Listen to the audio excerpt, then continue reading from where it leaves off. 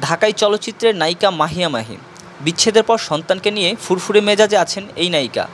বন্ধুবান্ধবীদের সঙ্গে বেশ সুন্দর সময় কাটাচ্ছেন তিনি। শুধু তাই নয়, নতুন উদ্যমে কাজেও ফিরেছেন তিনি। গেল ঈদে মুক্তি পাওয়া সাকিবের রাজকুমার ছবিতে ক্যামিও চরিত্রে অভিনয় করে দর্শকের প্রশংসা পেয়েছেন।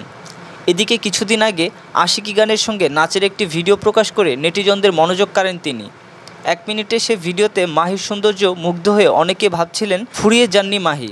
অনেকে তাকে এমন রূপে ফের পর্দায় দেখারও স্বপ্ন দেখেছিলেন। এত কিছুর মাঝে এই নায়িকা জানালেন তিনি একটি অনলাইন জুয়া কোম্পানির শুভেচ্ছা দূত হয়েছেন। খবরটি জানিয়ে নিজের ফেসবুক থেকে প্রকাশ করা এক ভিডিও বার্তায় মাহি বলেন, আমি মাহিয়া মাহি। আজকে আমি তোমাদের জন্য দারুণ একটি নিউজ নিয়ে এসেছি। আমি নতুন এক ফ্যামিলিতে যোগ দিতে যাচ্ছি, জয়েন হতে যাচ্ছি শুভেচ্ছা দূত হিসেবে।